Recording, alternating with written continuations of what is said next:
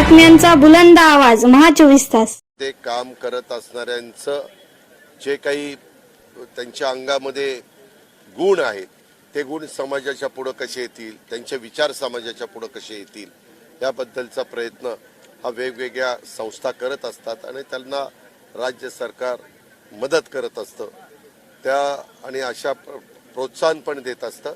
तो एक दिमागदार कार्यक्रम या बाबतीमध्ये झालेला आहे.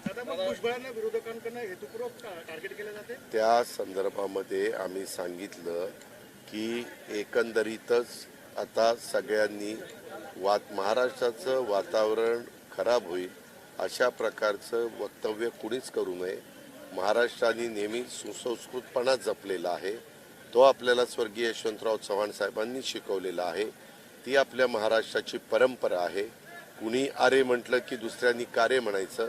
ह्याच्यातून तुम्ही पण पत्रकार मित्र तेच प्रश्न विचारत बसतात. वास्तविक इतर अनेक महत्त्वाचे प्रश्न आपल्या सगळ्यांच्या समोर आहेत आणि मी नेहमी हे जे काही वाचाळवीर काही बडबडत असतात, जर कुणी कुणाच्याबद्दल चुकीचं बोललं तर ते समाजाला पण अजिबात आवडत नाही. समाज पण शांत बसून ह्याची नोंद घेत असतो आणि म्हणून एकंदरीतच सर्वांनीच कुठल्याही बाबतीमध्ये काम करत असताना प्रत्येकाला संविधानाने आपली आपली भूमिका मांडण्याचा अधिकार डॉक्टर बाबासाहेब आंबेडकरांनी आपल्याला दिलेला आहे संविधानाच्या माध्यमातून.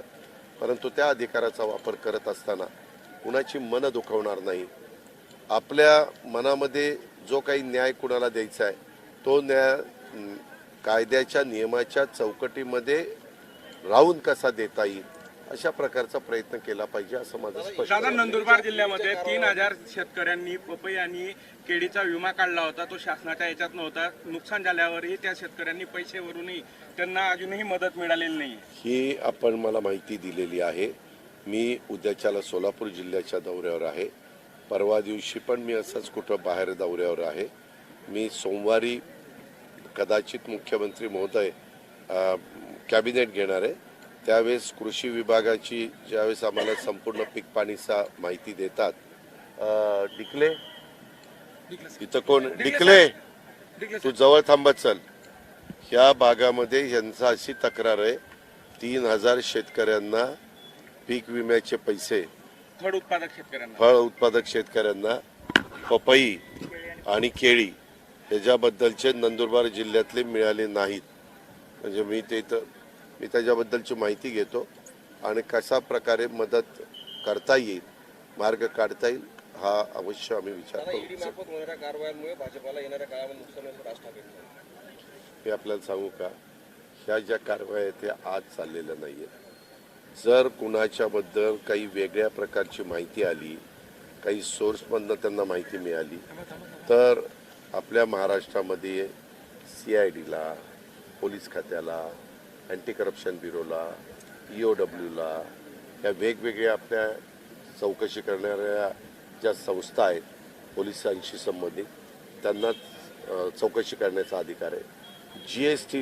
GSTला पण त्यांच्याकडे काही माहिती आली तर बाबा ह्यांनी GST भरला की नाही हा बघण्याचा अधिकार आहे. एक्साईजच्या बद्दल पण तसंच आहे. तशा पद्धतीनं केंद्रातल्या पण काही संस्था आहेत त्यांना स्वायत्तता आहे. इन्कम टॅक्स असेल, ED असेल, त्याच्या संदर्भातल्या इतर वेगवेगळ्या CBI असेल, त्याच्यामध्ये अशा वेगवेगळ्या संस्था आहेत त्या त्यांचं काम करत असतात.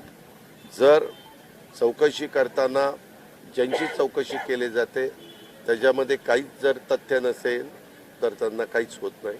तथ्य असेल तर त्या संदर्भातली पुढची ऍक्शन होते. प्रवीण दरेकरांनी ईडीच्या ज्या रोहित पवारांच्या चौकशीवरून असं म्हटलं होतं की प्रतिभा काकींना. एक मिनिट ऐका.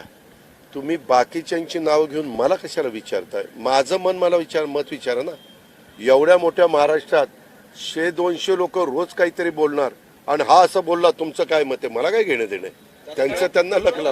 पहिल्यांदा 3.5 लाख क्विंटल मिरचीचा कशाचा मिरची उत्पादनात नंदुरबार देशात दुसरा आहे. ओके. 3.5 लाख क्विंटल मिरचीचा टप्पा पार होतोय. पण कुठलेही शासनाकडनं ध्येय धोरण नाही. चिली पारची घोषणा होऊन अनेक वर्ष झाली नाही. कसलं ध्येय धोरण?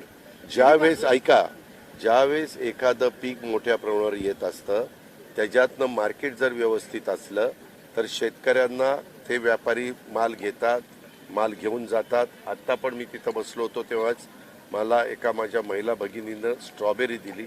इतकं सुंदर आकर्षक अशा प्रकारचं पॅकिंग केलेलं होतं आणि त्यात स्ट्रॉबेरी होती. आपल्याला याच्या आधी नेहमी स्ट्रॉबेरी ही फक्त महाबळेश्वरच्या परिसरात होती हे ज्ञात होतं, परंतु तसं नाही आहे. आपल्यातला शेतकरी त्यानं आधुनिक पद्धतीची शेती केली, नवीन तंत्रज्ञानाचा वापर केला तर तो काय करू शकतो ही अनेक उदाहरणं आपल्यासमोर आहेत. आत्ता आपण जे बोलताय, आम्ही ज्यावेळेस कॅबिनेटच्या निमित्तानं बसत असतो दर आठवड्याला, त्यावेळेस जे ज्या जिल्ह्यातनं येऊन प्रतिनिधित्व करत असतात मंत्रीगण, तिथल्या काही समस्या असेल तर त्या सांगत असतात. कधी काही तुमच्यासारखे पत्रकार देखील आम्हाला विचारत असतात, जसं मगाशी यांनी पपईचा आणि केळीचा प्रश्न उपस्थित केला.